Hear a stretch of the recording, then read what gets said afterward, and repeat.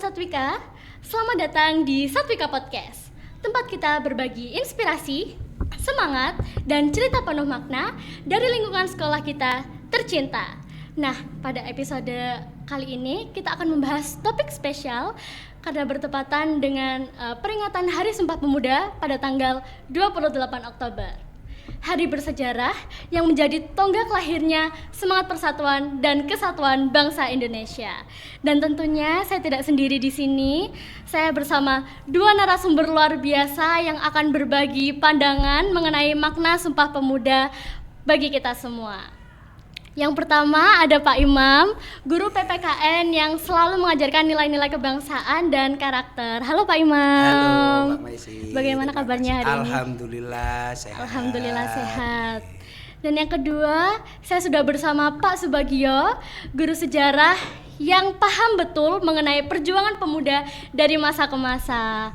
Halo Pak Subagio. Halo Mbak Messi. Bagaimana kabarnya hari Alhamdulillah, ini? semangat. Alhamdulillah semangat.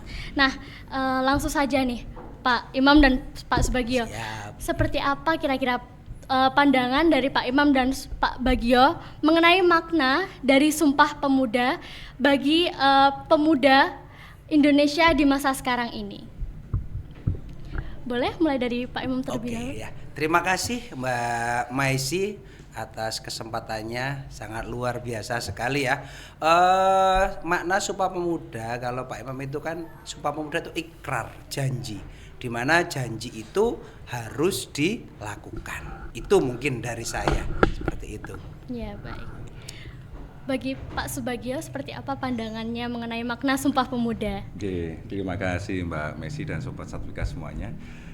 Mungkin karena saya ngambil dari perspektif sejarah, berbeda dengan beliau Pak Imam. Kalau saya melihat ini bagian perjuangan perubahan masyarakat Indonesia untuk mengatasi penjajahan kolonial dan menyatunya berbagai golongan pemuda dari berbagai daerah untuk melahirkan semangat nasionalisme di negara kita.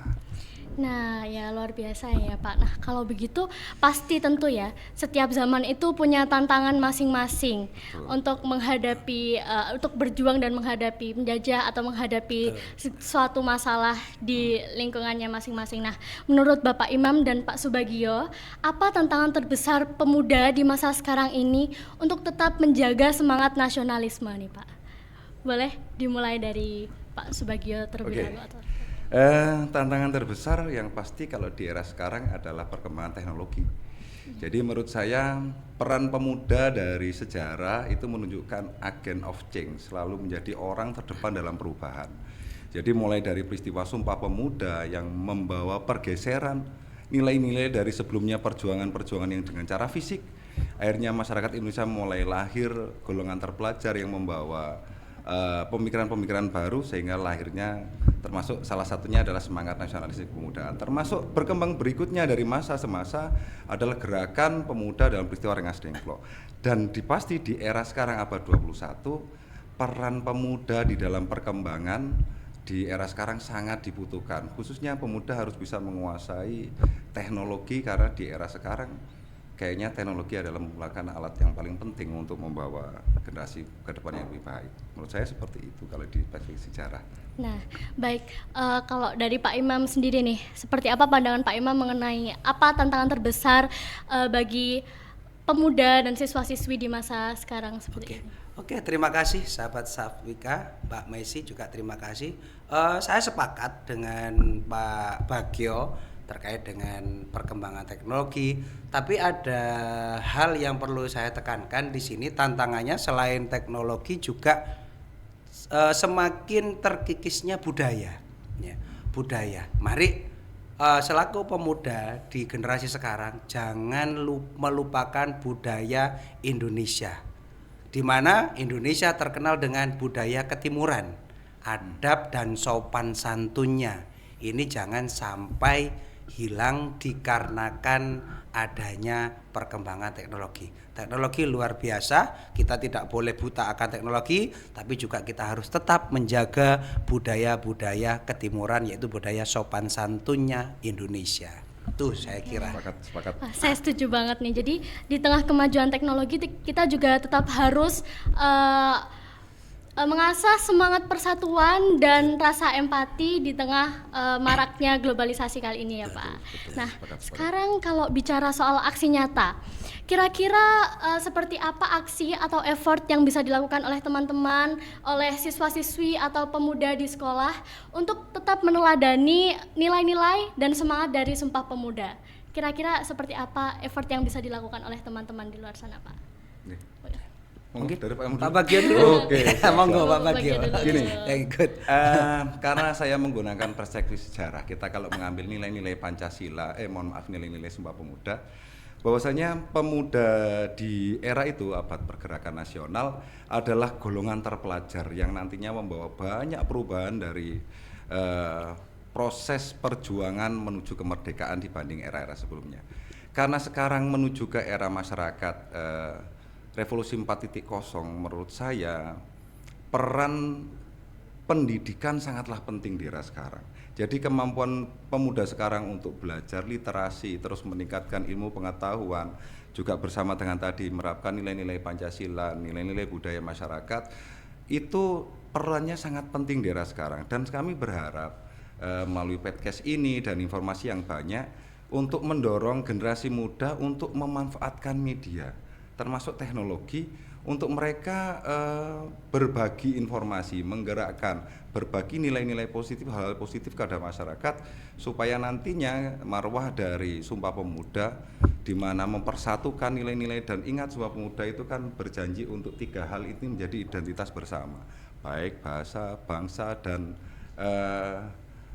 lagu bahasa Indonesia Raya. Itu merupakan identitas kita bersama untuk jaga bersama etika digital kita junjung, juga untuk meningkatkan kemampuan anak-anak dalam literasi digital. Itu menurut saya hal-hal yang bisa anak-anak muda sekarang lakukan untuk bentuk sebagai perwujudan dari rasa nasionalisme dan memperingati Sumpah Pemuda itu sendiri menurut saya. Itu. Oke, baik. Terima kasih. Untuk Pak Imam sendiri seperti apa pandangannya ini? Oke, terima kasih sekali lagi. Luar biasa sekali dari perspektif sejarah ya. Kalau Pak Imam untuk melakukan aksi nyata Sumpah Pemuda itu kan intinya di sini kita membuat kesepakatan untuk saling menjaga persatuan dan kesatuan. Ayo aksi nyata melalui informasi teknologi yang luar biasa ini. Ayo kita berikan informasi hal-hal satu yang positif, jangan terpengaruh dengan berita-berita hoax yang bisa memecah belah persatuan dan kesatuan.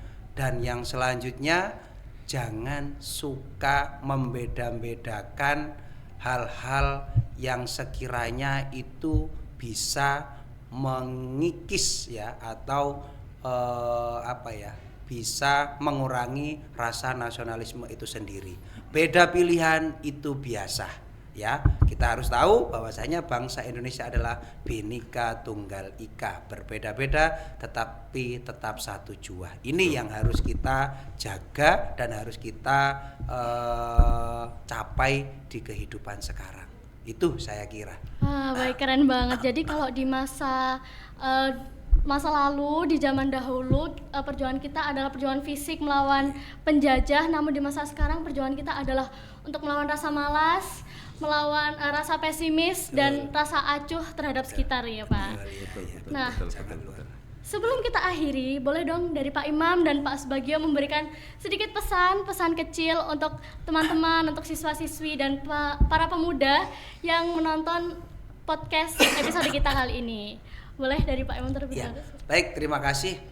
Saya mengutip bahasanya dari Presiden pertama kita, Pak Maisi ya, Presiden Soekarno. Beliau mengatakan, beri saya 1000 orang tua, niscaya akan kucabut Semeru dari akarnya. Beri saya 10 pemuda, niscaya akan saya guncangkan. Akan kita bisa mengguncangkan dunia ini. Kalau tidak salah seperti itu ya, dari Bung Karno. Artinya apa? Ayo pemuda dengan semangatnya, dengan inovasinya, ayo kita buktikan bahwasanya Indonesia itu adalah bangsa yang luar biasa, dan kita buktikan kita di 2045 akan bisa meraih Indonesia emas di tahun itu. Mungkin itu. Mari generasi muda dengan semangat dan inovasinya kita wujudkan cita-cita Indonesia Emas 2045. Terima kasih. Wah, keren sekali, sangat inspiratif pesan dari Pak Imam ya teman-teman. Nah, dari Pak Subagio sendiri nih, seperti apa pesan yang akan diberikan untuk teman-teman, untuk para pemuda yang sedang berjuang melawan rasa-rasa malas atau untuk berjuang tetap mempertahankan rasa nasionalisme nih Pak? Seperti apa pesan-pesannya? Terima kasih. Saya sependapat tadi yang disampaikan Pak Imam, bahwasanya pemuda adalah agen perubahan, orang yang bisa perubahan. Cuman saya sekedar mengingatkan bahwa dulu sebelum lahirnya Sumpah Pemuda sudah lahir pergerakan nasional di Indonesia ini dari golongan berbagai macam pemuda. Dan golongan pemuda itu melaksanakan kongres ke-1 sampai dengan kongres ke-2. Mereka menyepakati kesepakatan yang namanya Ikrar yang menjadi Sumpah Pemuda ini. Dan kesepakatan ini menunjukkan rasa toleransi, mereka menekan ego, kepentingan pribadi untuk kepentingan bersama. Dan saya berharap dengan adanya podcast ini, generasi muda, Satwika, dan seluruh pemuda di Indonesia menginspirasi untuk bergerak bersama, meningkatkan Indonesia dengan cara meningkatkan kualitas pendidikan dan berbagi informasi yang positif di dalam media sosial dan berbagi untuk guna tadi yang disampaikan oleh Pak Imam menuju Indonesia Emas. Wah, luar biasa sekali, tak kalah inspiratif pesannya dari Pak Subagio untuk teman-teman di luar sana. Dan terima kasih atas Pak Imam dan Pak Subagio atas waktunya dan pandangan inspiratifnya untuk teman-teman di luar sana di episode spesial Hari Sumpah Pemuda kita kali ini. Sobat Satwika, dari obrolan hari ini kita bisa belajar bahwa peristiwa Sumpah Pemuda bukan hanya peristiwa masa lalu, namun juga mengandung nilai-nilai dan semangat perjuangan yang harus tetap kita jaga hingga masa sekarang ini. Mari kita jaga persatuan, terus berkarya, dan berkontribusi nyata untuk Indonesia. Selamat Hari Sumpah Pemuda, terus semangat, tetap berjuang, dan terus berjuang untuk Indonesia tercinta. Terima kasih. Terima kasih.